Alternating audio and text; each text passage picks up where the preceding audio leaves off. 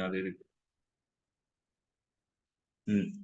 So risk of material misstatement is the risk that the financial statement are materially misstated prior to the audit. तो risk of material misstatement का मतलब वो risk कि भाई financial statement पहले से ही यहाँ पर मटीरियली मिसस्टेटेड है, ठीक है, ऑडिट करने से पहले। जनरली ऐसा इसलिए होता है कि ऑडिट करने से पहले कि उसमें एरर्स हैं या उसके अंदर फ्रॉड जो है वो उनकी वजह से मिसस्टेटमेंट्स एग्जिस्ट करते हैं, ठीक है। ISA 315 देखो बेटा, आपका रिलेवेंट ISA है। देखो वैसे तो एग्जाम में ISA पूछा नहीं जाता है नंबर, बट फिर भी ISA 315 जो रिवाइज है, ये आपका रिलेवेंट ISA है जो आपका रिस्क ऑफ मटेरियल मिसस्टेटमेंट के साथ डील करता है। तो यहाँ ISA 315 कह रहा है that it is the objective of the auditor to identify and assess the risk of material misstatement whether due to fraud or error at the financial statement and assertions level. They were providing a basis for designing and implementing responses to the assessed risk of material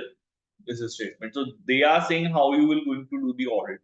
So एक इन्होंने बताया कि audit करने का एक तरीका होता है, वो ये होता है कि आप ऑडिट करने से पहले ये असेसमेंट कीजिए कि भाई ये आइडेंटिफिकेशन असेसमेंट कीजिए कि रिस्क ऑफ मटेरियल मिसस्टेटमेंट इतना एग्जिस्ट करता है, ठीक है, whether due to fraud and error. तो फ्रॉड होने की वजह से या एरर होने की वजह से how much risk of material misstatement already exist, ठीक है, at the financial statement and assertion level. तो दोनों लेवल्स पे हम लोगों को देखना पड़ेगा। फाइनेंशियल स्टेटमेंट लेवल का मतलब हो गया एग्रीगेट लेवल, सीधा फाइनेंशियल स्टेटमेंट में कितना रिफ्लेक्ट कर, and at the assertion level मतलब कि जो स्पेसिफिक फैक्ट्स हैं। असर्शन मतलब पढ़ा है अपन लोगों ने, यहाँ पे क्लियर है या सुनो?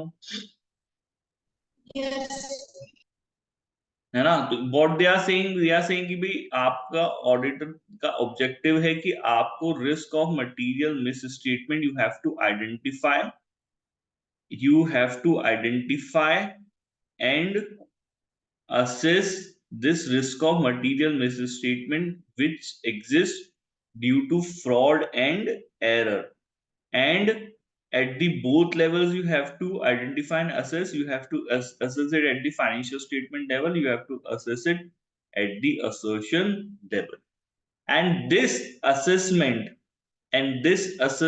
ये जो आप assessment करेंगे बेटा, है ना, identification and assessment, this assessment will become basis. ये असेसमेंट आपका क्या बन जाएगा? ये असेसमेंट आपका बेस बन जाएगा, ठीक है। किस चीज का बेस बन जाएगा? यहाँ पे रिस्पॉन्सेस का बेस बन जाएगा, ठीक है। आप कैसे इस रिस्क को एक्सेप्टेबली लो लेवल तक रिड्यूस करेंगे, कैसे इस रिस्क को हम लोग डील करेंगे, मतलब अल्टीमेटली हम लोग जो ऑडिट करेंगे हम लोग कैसे करेंगे। तो जो भी आप रिस्पॉन्सेज इंप्लीमेंट करेंगे, उनको डिजाइन करेंगे, उनका बेसिस आपका जो है ये आपका असेसमेंट बन जाएगा, ठीक है भाई। आगे समझ में क्लियर है? यस और no? So Yes, sir. accordingly you have to plan your audit and perform an audit. तो आपको जो प्लानिंग एंड परफॉर्मिंग है वो इसी तरीके से होगी। आप प्लानिंग करेंगे तो उस प्लानिंग के अंदर सबसे पहले पार्ट जो बनेगा वो ये बनेगा कि हम लोग पहले रिस्क ऑफ मटेरियल मिसस्टेटमेंट का असेसमेंट करें, यहाँ पे आइडेंटिफिकेशन करें, असेसमेंट करें, एंड देन हम उसके बेसिस पे हमारे फर्दर रिस्पॉन्सेज डिजाइन करेंगे। ये पर्टिकुलरली रिस्क है तो इसको इस तरीके से हम लोग डील करेंगे, ये पर्टिकुलर रिस्क है तो उसको ऐसे डील करेंगे, ये पर्टिकुलरली रिस्क है तो उसको आप ऐसे डील करेंगे। चलिए, now what is risk statement? देखो कोई भी रिपोर्टेड अमाउंट क्लासिफिकेशन हो सकता है, प्रेजेंटेशन हो सकता है, वो डिस्क्लोजर हो सकता है। So it is not only related, it is not limited to the amount कि सर कोई अमाउंट की गलती है, कोई फिगर्स की गलती है। देखो फिगर्स की गलती is not only a miss statement, वो फिगर्स हो सकते हैं, वो किसी अकाउंट का क्लासिफिकेशन हो सकता है, वो उसका प्रेजेंटेशन हो सकता है, या फिर उसका डिस्क्लोजर फाइनेंशियल स्टेटमेंट में हो सकता है। तो गलती आपकी सिर्फ फिगर्स की नहीं होती है, इन सब चीजों की भी गलतियां आप करते हो। क्लासिफिकेशन की गलती हम लोग करते हैं, प्रेजेंटेशन की करते हैं, डिस्क्लोजर की करते हैं, ठीक है। Of financial statement item that is required to be in accordance with the applicable financial reporting framework. तो होना उसको जो फाइनेंशियल रिपोर्टिंग फ्रेमवर्क के अकॉर्डिंग में चाहिए था, अगर उस तरीके से आपने वो अमाउंट रिपोर्ट नहीं किया है, ठीक है, उसको उस तरीके से अमाउंट को क्लासिफाई नहीं किया, उसको प्रेजेंट नहीं किया, उसको डिस्क्लोजर नहीं किया as per the applicable financial report, तो उसको हम लोग एक मिस स्टेटमेंट कंसीडर करते हैं। आ गया भाई मिस स्टेटमेंट समझ में? सिंपल है, चीज याद हो जाएगी, कोई बड़ी बात नहीं है। Yes, sir. Yes, sir. ठीक है, तो ये डिफरेंस है, फर्क है। कोई भी अमाउंट, क्लासिफिकेशन, प्रेजेंटेशन और डिस्क्लोजर जो कि as per financial reporting framework होना चाहिए था, if it is not as per financial reporting framework, हम उसको मिस स्टेटमेंट कंसीडर करेंगे। Now it may happen due to fraud, it may happen due to, ये डिफरेंस ये क्यों हुआ है, ये गलती हुई है या फिर इसको जानबूझ के किया गया है, ये फ्रॉड किया गया है। ठीक है, ऐसा नहीं होना चाहिए। चलिए, in conducting a thorough assessment of risk, now ISA 450 said evaluation of misstatement during the audit. In conducting the thorough assessment of risk, the audit, now ISA 450 क्या कह रहा है कि जो भी मिसस्टेटमेंट्स आपको ड्यूरिंग दी ऑडिट आइडेंटिफाइड हुए हैं, उन मिसस्टेटमेंट्स को आप इवेल्युएट कीजिए। In conducting a thorough assessment of the risk, the auditor will be able, अच्छा, तो जब आप असेसमेंट करेंगे रिस्क का, जब आप असेसमेंट करेंगे रिस्क का, ठीक है, इसके बेनिफिट्स क्या होंगे, ठीक है ना, कहने का मतलब इसके बेनिफिट्स क्या होंगे, बेनिफिट्स ऑफ असेसमेंट, इसके फायदे क्या होंगे, इनसे आपको क्या पता चलेगा। ठीक है, तो यहाँ पे रिस्क असेसमेंट से फायदा ये है कि आपको एक तो ये पता चल जाएगा कि फाइनेंशियल स्टेटमेंट्स के कौन से ऐसे एरियाज हैं, ठीक है, where misstatements are likely to occur early in the audit, तो आपको ये पता चल जाएगा हमको फाइनेंशियल स्टेटमेंट्स के कौन से एरिया को पहले ऑडिट करना है जिसमें गलतियां ज्यादा निकलने की संभावना है। ठीक है, जब आप रिस्क का असेसमेंट करेंगे तो आपको एक चीज तो ये पता चल जाएगी, तो वो एरिया जहाँ पे मिस स्टेटमेंट ज्यादा होंगे, वो एरियाज आपको आइडेंटिफाई होंगे, तो हम वहां पे फोकस करेंगे। ठीक है भाई, अब ये असेसमेंट होगा कैसे वो बात नहीं कर रहा, बट जब आप असेसमेंट कर लोगे तो उसका फायदा क्या होगा वो मैं बता रहा हूँ। ये चीज धीरे धीरे हम लोग आगे आएंगे, तो बेनिफिट हमने देख लिया क्यों करना है, पहले उसकी इंपॉर्टेंस भी तो पता होनी है सर, हमको रिस्क असेसमेंट करना क्यों, उसका फायदा क्या है, ये चीज मैं बात कर रहा हूँ। आगे समझ में यहाँ पे, यस और नो, ये चीज, Yes, sir.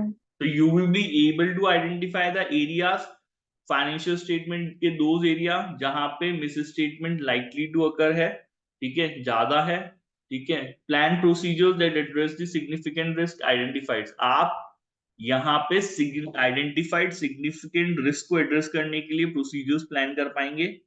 ठीक है, इससे आप एफिशिएंट, फोकस्ड और इफेक्टिव ऑडिट कंडक्ट कर पाएंगे। ठीक है, इससे एक इनएप्रोप्रिएट ऑडिट ओपिनियन देने का रिस्क जो है वो रिड्यूस हो जाएगा, और risk of punitive and reputational damages आपके मिनिमाइज हो जाएंगे। So these are the benefits of assessment of risk. समझ में आ गया भाई, यहाँ पे 5 ही पॉइंट है, याद हो गए क्या क्या बेनिफिट हो गए, क्या क्या फायदे हो गए आपको, वो फाइनेंशियल स्टेटमेंट एरियाज आइडेंटिफाई हो गए जहां पे मिस स्टेटमेंट की लाइकली अकरेंस की लाइकलीनेस ज्यादा है। आप सिग्निफिकेंट एरियाज जो आपने आइडेंटिफाई किए उनके लिए प्रोसीजर्स प्लान कर पाएंगे।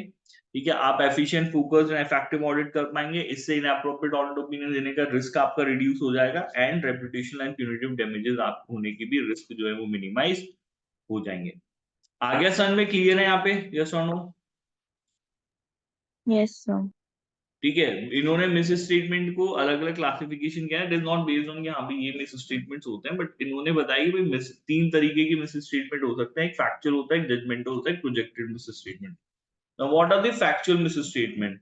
ठीक है, फैक्चुअल मिस स्टेटमेंट है मतलब misstatement about which there is no doubt, fact ही गलत है, ये तथ्य गलत है, इसके बारे में कोई डाउट नहीं है, it is a actual miss statement, है ना, इसको हम लोग एक्चुअल मिस स्टेटमेंट कंसीडर करते हैं। अभी एग्जांपल हम लोग पढ़ते हैं, एक सेकंड।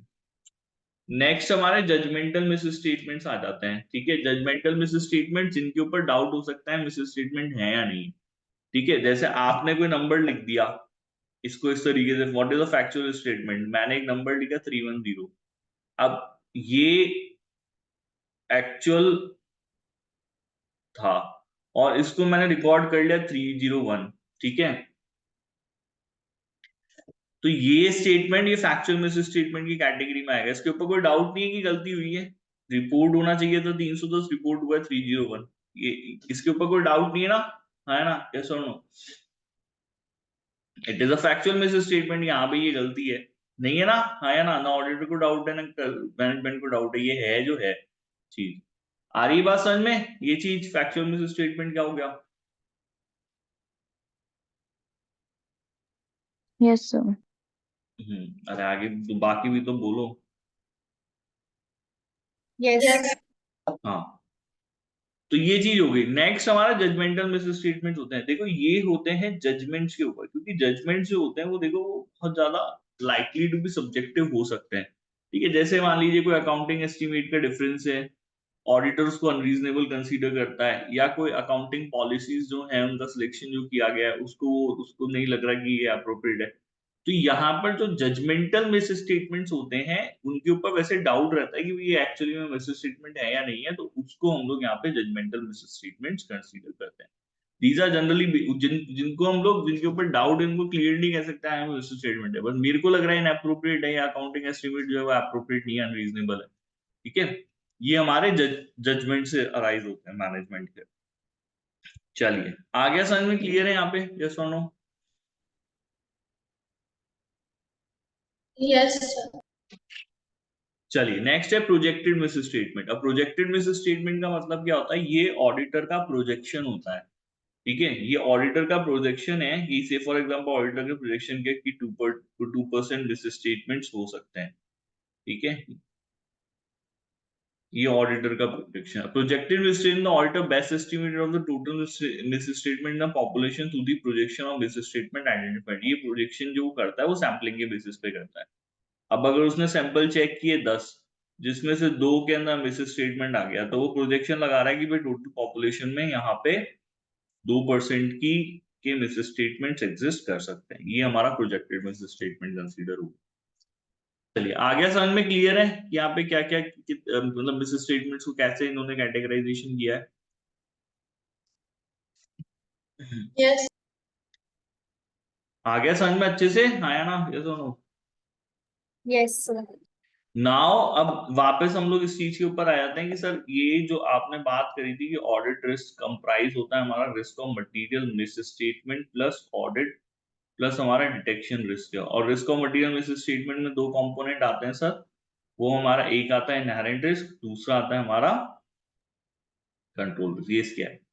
चलिए इनहेरेंट रिस्क का मतलब क्या होता है? देखो आप इस चीज को समझिए कि कोई भी कंपनी काम कैसे करती है। Inherently there are certain procedures which are required that are not controls. Business की कुछ प्रोसेसेस होती हैं जो कंट्रोल नहीं होती हैं। ठीक है, वो आपके बिजनेस का इनहेरेंट पार्ट है, अगर आप बिजनेस करोगे तो वो चीज करनी पड़ेगी। ठीक है, क्या आती है वो प्रोसेसेस? किसको क्या क्या होती है? सेल आपकी एक प्रोसेस है, कंट्रोल है, क्या है? प्रोसेस। परचेज क्या है? ये भी बिजनेस प्रोसेस है। सेल है, परचेज है। अकाउंटिंग कंट्रोल है, प्रोसेस है? कंट्रोल की प्रोसेस नहीं है ना ये आपकी कुछ जो यूजुअल प्रोसेसेस हैं, जनरल प्रोसेस जो बिजनेस के लिए करने के लिए जरूरी है, वो चीजें अकाउंटिंग हो गई, सेल हो गई, परचेज हो गई सर। ये सब चीजें अगर आप बिजनेस करोगे तो ये तो सब काम करने ही पड़ेंगे। ये तो पार्ट ऑफ बिजनेस है, इनहेरेंट पार्ट ऑफ बिजनेस है, इनको अलग थोड़ी ना कर सकते हो। इनके बिना बिजनेस कर लोगे क्या? बिजनेस करने के लिए ये काम तो करने ही पड़ेंगे, सेल करनी पड़ेगी, परचेज करनी पड़ेगी, अकाउंटिंग करनी पड़ेगी। ये सब काम नहीं करोगे? करोगे नहीं करोगे? करोगे नहीं करोगे? जल्दी बताओ।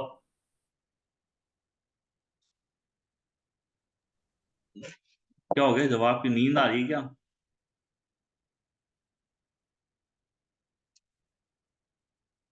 ये मुझे सुनाई नहीं दे रहा।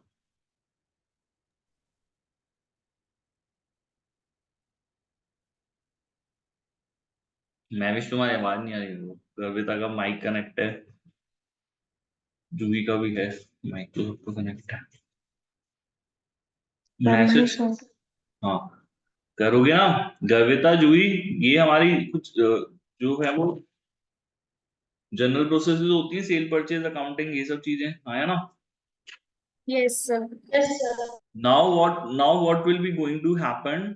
ठीक है, अब आप इस चीज को कंसीडर कीजिए कि होता क्या है कि अब आपकी सेल की एक बहुत जनरल प्रोसेस होती है कि सर हमको परचेज ऑर्डर आता है। परचेज ऑर्डर के बेसिस पे हम लोग यहाँ पे जो गुड्स क्या कर देते हैं, यहाँ पे डिलीवर कर देते हैं। डिलीवर करने के बाद हमारे पास इनवॉइस आ जाता है।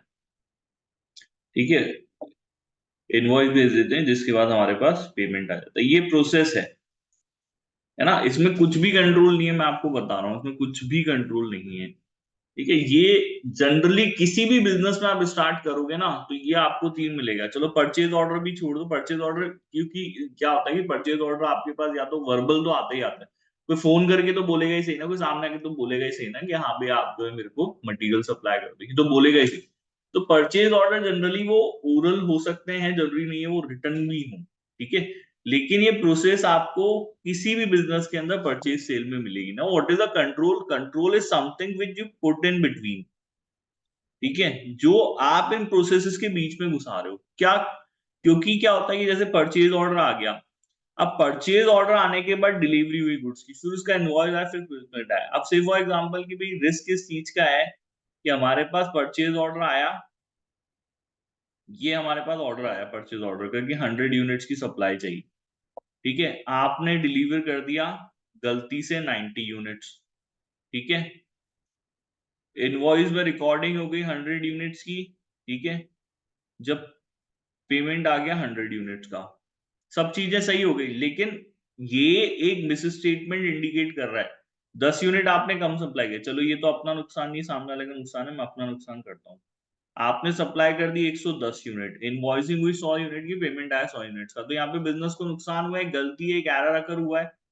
यस और नो? यहाँ पर सर एक एरर अकर्ड हुई है, हुआ नहीं हुआ एरर अकर्ड? यस और नो? यस। तो यहाँ पे अब एक एरर अगर हो गई, अब इसको रोकने के लिए क्या करोगे? आप चाहते हो कि भाई इस तरह की गलतियां नहीं हो, तो इस चीज को रोकने के लिए you will put in some internal control in between. इसके बीच में कंट्रोल बना देते हैं किसी तरीके का। क्या बना देते हैं कि भाई हम लोग परचेज ऑर्डर, पहली बात तो से for example we have put in return आएगा, हम लोग ओरल परचेज ऑर्डर एक्सेप्ट नहीं करेंगे। तो रिटर्न परचेज ऑर्डर आएगा, परचेज ऑर्डर की कॉपी यहाँ पे जो जाएगी वो हमारे, जो भी जहां से भी गुड्स हम लोग डिलीवर करते हैं हमारे गोडाउन पे जाएगी। वहां एक person as per purchase order यहाँ पे क्या करेगा, गुड्स को काउंट करेगा, काउंट करने के बाद यहाँ पे डिस्पैच नोट बनाएगा। क्या बनाएगा यहाँ पे? Dispatch note.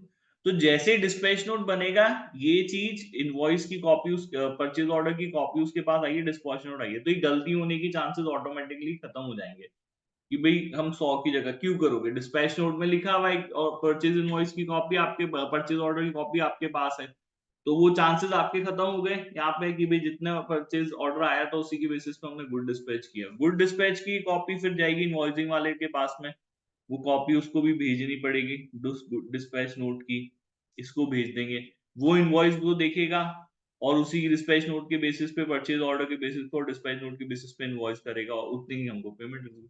सो आपने अपनी एक प्रोसेस के बीच में छोटे छोटे क्या लगा दिए, चेक लगा दिए कि भाई चेक करो कोई गलती तो नहीं हो रही, चेक करो कोई गलती नहीं हो रही। वो जो छोटे छोटे चेक्स आपने लगाए हैं, छोटी छोटी प्रोसेसेस आपने बनाई हैं यहाँ पे फ्रॉड्स को रोकने के लिए, एरर्स को रोकने के लिए, इसको हम लोग इंटरनल कंट्रोल कंसीडर करते हैं। आ गया समझ में? क्लियर है यहाँ पे? यस और no? It is internal control, हाँ, it is called as internal control. अब ये मैंने आपको क्यों समझाया ना, वो इसलिए समझाया कि मैं आपको इनहेरेंट रिस्क और कंट्रोल रिस्क के बीच में फर्क समझाना चाहता हूँ।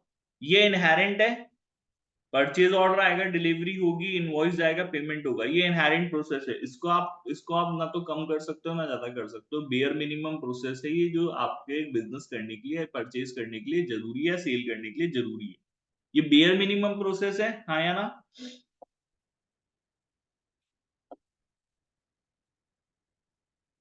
जल्दी बताओ, हाँ या ना? It is a bare minimum process. Yes sir. ठीक है, it is a bare minimum process. तो आपने अभी तक कोई भी कंट्रोल जो है, किसी भी तरह का कंट्रोल आप यूज नहीं ले रहे। तो बिजनेसमैन इस तरीके का बिजनेस कर रहा है। ठीक है, और जब आप बिना किसी कंट्रोल के बिजनेस करोगे, ऑफ कोर्स सी बात है कि देयर विल बी सम, ऐसा नहीं है कि सब चीजें सही होंगी, there will be some inherent chances of misstatement, कुछ ना कुछ गलतियां तो आप करोगे सही। यस और नो? कुछ ना कुछ गलतियां तो सर हम करेंगे ही, they will be the bare minimum chances of certain, कुछ ना कुछ चांसेस होंगे, कुछ ना कुछ संभावनाएं होंगी, मिनिमम है मैक्सिमम जो भी है। वैसे तो इस बार अभी ज्यादा चांसेस इस बात के होंगे कि आपकी गलतियां होंगी, होंगी या नहीं होंगी, क्योंकि आपने किसी तरह का कोई कंट्रोल अप्लाई नहीं किया है। ठीक है, आप बेयर मिनिमम काम कर रहे हो, जो प्रोसेस है उसको, जो सबसे सिंपलेस्ट प्रोसेस है उसको उस तरीके से फॉलो किया जाए, तो there will be inherent chances of misstatement in this process, है या नहीं है? यस और नो, मिस स्टेटमेंट होंगे। आया समझ में, आया ना? Yes, sir. जूही मैविश आ गई बात समझ में यहां तक?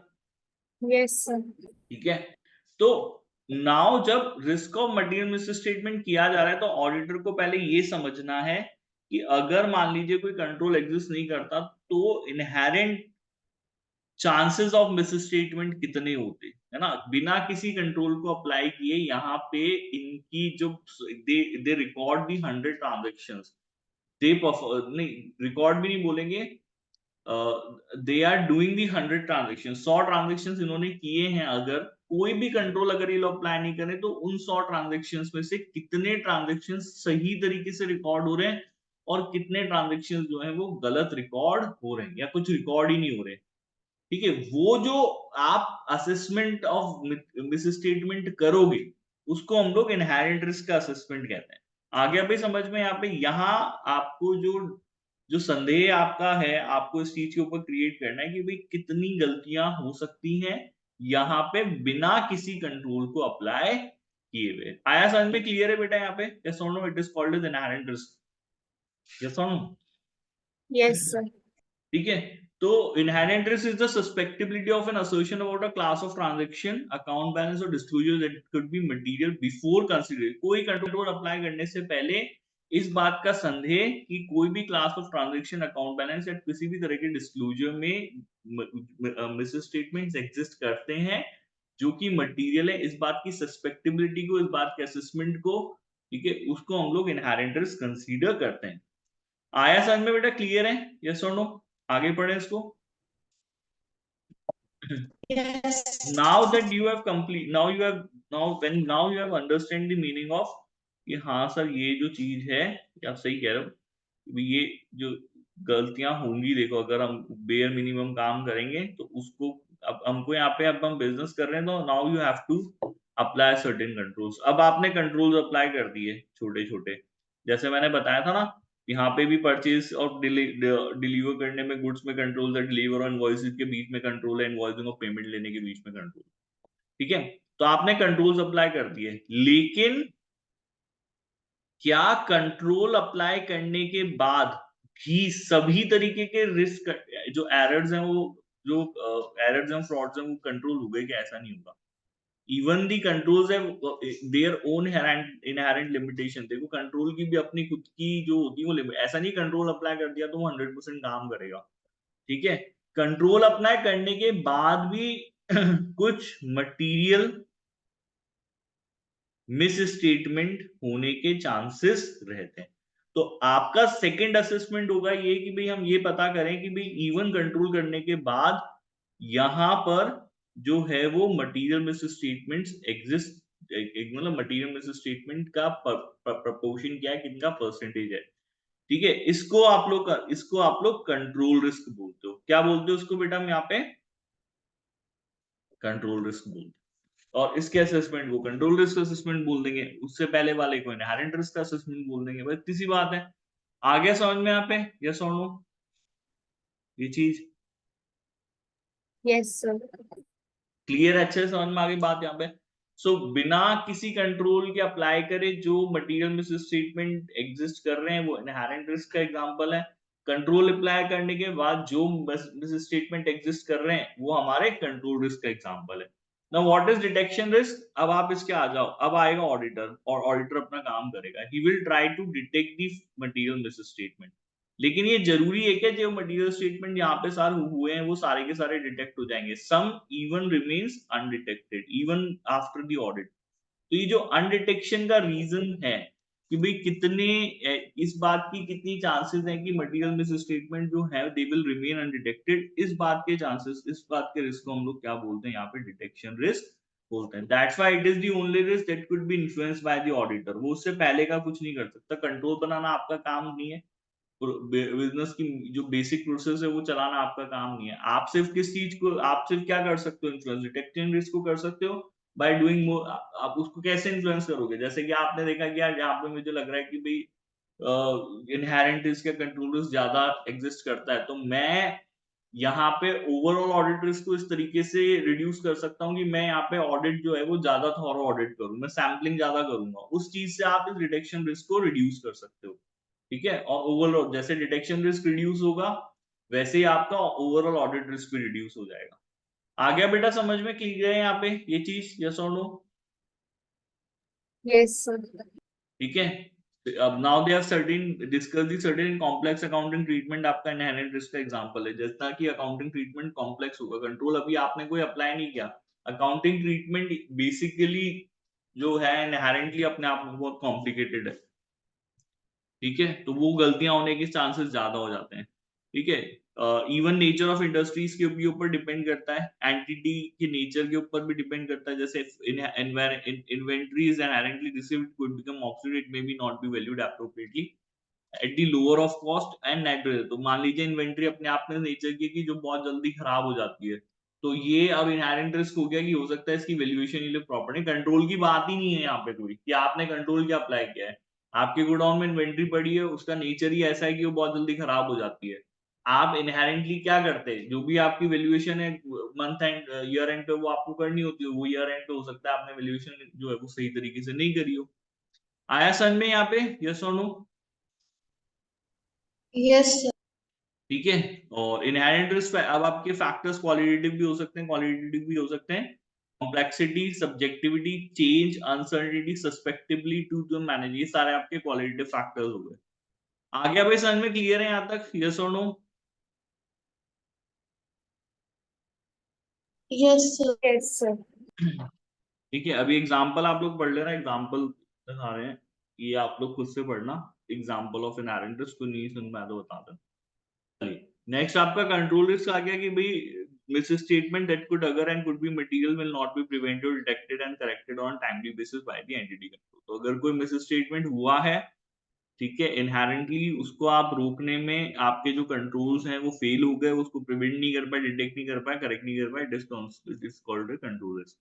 तो क्लाइंट के पास कंट्रोल्स होने चाहिए, जैसे ऑथराइजेशन एक कंट्रोल है, सेग्रीगेशन ऑफ ड्यूटी एक कंट्रोल है, रिकंसिलिएशन एक कंट्रोल है, फिजिकल कंट्रोल्स है, ताकि हम लोग कोई भी ट्रांजेक्शन जो अकर होता है उसमें उस मिस स्टेटमेंट को इनिशिएट होने से, प्रोसेस होने से या उसके रिकॉर्डिंग के टाइम पे उसको रोक पाए, ठीक है। अगर आपके कंट्रोल जो इफेक्टिव नहीं है, कंट्रोल रिस्क आपका बढ़ेगा, मिस स्टेटमेंट जो है वो आपके ज्यादा होंगे। इसको इन्होंने बोला कि सिस्टम एंड कंट्रोल में हम लोगों ने ज्यादा डिस्कस किया है। डिटेक्शन रिस्क वो रिस्क होता है कि जो ऑडिटर प्रोसीजर परफॉर्म करता है ऑडिट रिस्क को रिड्यूस करने के लिए to an acceptably low level, उसको हम लोग यहाँ कहते हैं डिटेक्शन रिस्क। क्लियर है भाई? समझ में आ गया यहाँ पे? ये चीज पढ़ ली पूरी? यस और नो? Yes, sir.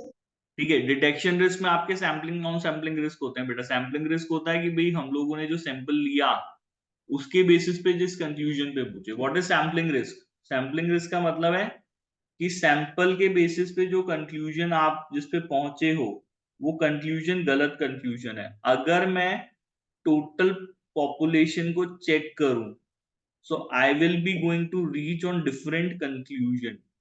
तो इस बात के रिस्क को हम लोग क्या कहते हैं यहाँ पे? सैम्पलिंग रिस्क कहते हैं। इसको कैसे रिड्यूस किया जा सकता है? ऑफकोर्सली ज्यादा से ज्यादा सैंपल करके आप इसको रिड्यूस कर सकते हो। तो ये सैंपल अपनी पॉपुलेशन का रिप्रेजेंटेटिव नहीं हुआ, आप अपनी जनसंख्या को सही से जो है वो उसका प्रतिनिधित्व नहीं कर रहे। You are not going to, you are not representing properly your population. तो वो जो सैंपल आपने लिया है वो इनअप्रोप्रिएट सैंपल है, उसका साइज सफिशिएंट नहीं है, या उसमें रैंडमनेस की कमी थी, या जो भी बात थी। आया समझ में? क्लियर है यहाँ पे? यस और नो? Yes, sir. हाँ, बाकी बच्चों को भी आगे समझ में आया ना? यस और नो? Yes, sir. तो what is non sampling risk? Other than कोई भी रीजन है जो सैम्पलिंग के अंदर है, वो सारे रिस्क की ऑडिट जो कंक्लूजन पे पहुंचा inappropriate, it is not due to the sampling, it is due to some other factor, ठीक है। तो ये आपका यहाँ पे क्या कहलाएगा? नॉन सैम्पलिंग रिस्क कहलाएगा। That example the application of inappropriate procedure, failure to recognise a misstatement, ठीक है ना। तो आप एक इनएप्रोप्रिएट प्रोसीजर फॉलो कर रहे हो, यहाँ पे एक स्टेटमेंट रिकॉग्नाइज करने में ही फेल हो गई, इसको आप समझे ही नहीं कि ये भी गलती है, तो ये आपका नॉन सैम्पलिंग रिस्क कहता है। चलिए आ गया समझ में? क्लियर है यहाँ तक? यस और नो? आया ना? Yes, sir. एक ये और पढ़ लेते हैं. The auditor must amend the audit approach in response to the risk assessment to ensure they detect the material misstatement in the financial statement. ये कह रहे हैं कि ऑडिट करने की अप्रोच को आपको रिस्क असेसमेंट के अकॉर्डिंगली क्या करना चाहिए, अमेंड करना. ठीक है. चल, अब होता क्या है कि आप अपने क्लाइंट से मिलते हो, आप एक दिमाग में एक चीज रखते हो कि मेरे को इसकी ऑडिट करनी है. ठीक है. जब तक रिस्क असेसमेंट नहीं होता तब तक आपकी अप्रोच अलग हो सकती है ना. तो आपकी अप्रोच जो है वो बिफोर रिस्क असेसमेंट बेटा वो अलग हो सकती है. तो जो आप रिस्क असेसमेंट कंप्लीट कर लेंगे तो रिस्क असेसमेंट के बाद जो भी आप जिस भी नतीजे पे पहुंचे हैं उसके हिसाब से आपको अप्रोप्रिएटली क्या करना चाहिए, अपनी अप्रोच को अमेंड करना चाहिए. ठीक है भाई. तो हो सकता है कि जब आप अपने क्लाइंट से मिले थे आप एक अलग अप्रोच दिमाग में लेके चल रहे थे कि यार इसकी ऐसी ऑडिट करेंगे, लेकिन जब when you have completed the this you have started the plan risk assessment, और जब उसके बाद आप अपने रिस्क असेसमेंट किए थे, वो रिस्क असेसमेंट भी प्लानिंग से ही होता है. तो आप अपनी ऑडिट प्लान करोगे उसमें सबसे पहले प्लानिंग होगी रिस्क असेसमेंट की. वो रिस्क असेसमेंट जब कंप्लीट हो जाएगा तो उस प्लानिंग से पहले मेरे दिमाग में कोई चीज है, जब प्लानिंग करके रिस्क असेसमेंट किया तो हो सकता है आगे की प्लानिंग को और पूरी अप्रोच को क्या करना पड़े, बदलना पड़ जाए. आ गया समझ में? क्लियर है यहाँ पे? यस और नो? Yes, sir. अब जब आप अप्रोच बदलोगे तो इन चीजों को ध्यान रख लेना कि when I am changing my approach as per the my assessment of risk risk assessment, ये चीजें देखनी पड़ेगी भाई कितना ज्यादा प्रोफेशनल स्केप्टिज्म पे हम लोगों का फोकस रहेगा. ठीक है. क्या ज्यादा एक्सपीरियंस स्टाफ लाने की जरूरत है. ठीक है. क्या हमको हमारे मेंबर्स को जिस तरीके से हम सुपरवाइज करते हैं, ठीक है, उसके नेचर टाइमिंग एक्सटेंड में या उसको जैसे सुपरवाइज करते हैं, डायरेक्शन देते हैं, उसमें हम लोगों को नेचर टाइमिंग एक्सटेंड में आपको बदलाव करने की जरूरत है. तो आपने क्या किया, आपने पहले रिस्क असेसमेंट किया है. रिस्क असेसमेंट बिना प्लानिंग के नहीं होगा ना, वो भी प्लानिंग से होगा. वो प्रोसीजर मतलब क्लाइंट के ऑफिस में जाना पड़ेगा, उससे सब चीजें मांगनी पड़ेगी, वो सब चीजें देख करके ही. तो अभी जब जिस तरीके से हम काम कर रहे हैं क्या इसी तरीके से काम करेंगे? ऐसा नहीं है. हम अब क्योंकि रिस्क असेसमेंट कह रहा है आपको अपने काम करने की अप्रोच को चेंज करना पड़ेगा. ठीक है. हो सकता है, might be after risk assessment बात है, नहीं भी होगा तो नहीं करेंगे, लेकिन अगर लगता है करना पड़ेगा तो करेंगे. उसमें प्रोफेशनल कैपिटलिज्म के ऊपर देखेंगे, स्टाफ देखेंगे कितना चाहिए हमको. ठीक है. क्या जिस तरीके से हम लोग अपने एम्प्लॉयज को डायरेक्ट करते हैं, सुपरवाइज करते हैं, उसमें कोई बदलाव करने की जरूरत है.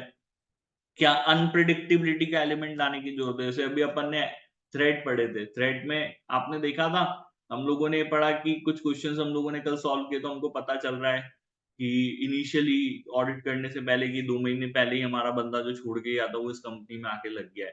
तो अब हमको यहाँ पे क्योंकि वो एक ऐसी पोजीशन पे फाइनेंशियल कंट्रोल लग गया है, तो अब मेरे को पता लगा यार रिस्क जो है वो ज्यादा हो सकता है. ठीक है. ये वो पर्सन है जो कि जान पहचान वाला व्यक्ति है, ये हमको जानता है अच्छे से, इसको पता है हम काम कैसे करते हैं. So we have to bring the unpredictability in the audit. इसको पता नहीं लगना चाहिए हम लोग काम कैसे करेंगे, हमें अपना काम करने का तरीका बदलना पड़ेगा. आया समझ में? आया ना?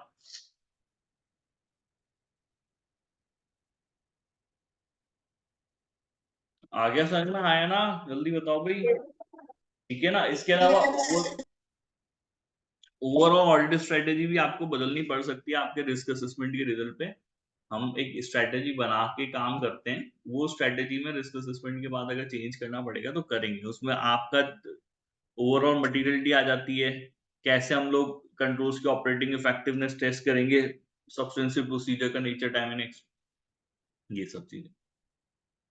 चलिए क्लियर है, समझ में आ गया. ये छोटा सा और पढ़ लेते हैं. प्रोफेशनल कैपिटलिज्म क्या है? एक एटीट्यूड जो कि ये कहता है, सिंपल सी चीज है, क्योंकि आपको बोलता है कि you have to be alert, you have to your mind have to be questioning.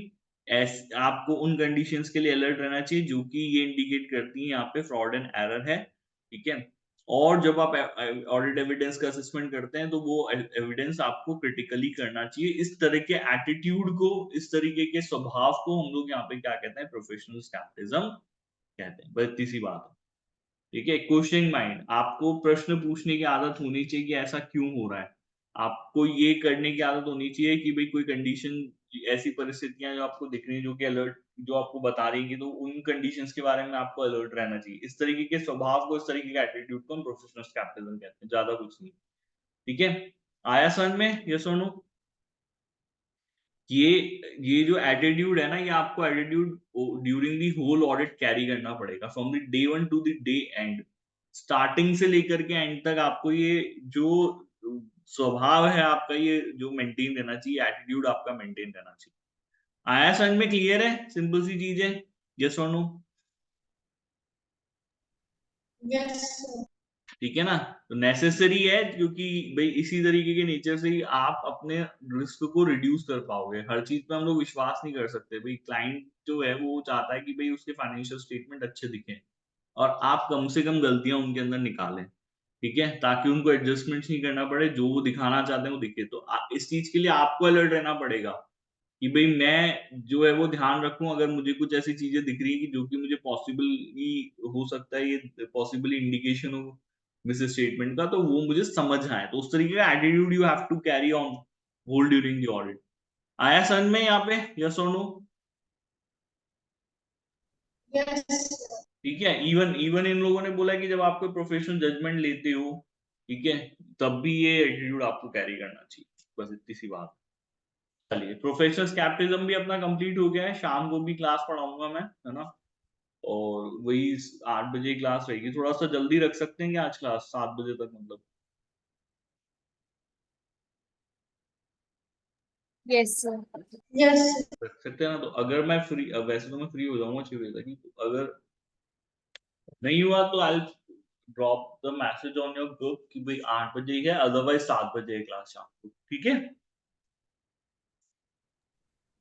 Yes चलो, और कोई डाउट है इसमें? समझ में आ गया यहाँ तक जो भी चीजें पढ़ी है? अभी बेसिक कंसेप्ट ही पढ़े हम लोगों ने रिस्क असेसमेंट के। ठीक है, थोड़ा बहुत और है, कल तक चैप्टर कंप्लीट करना है। ठीक है भाई, यस यस चलिए ठीक है, तो क्लास को खत्म करते हैं। Bye, good day.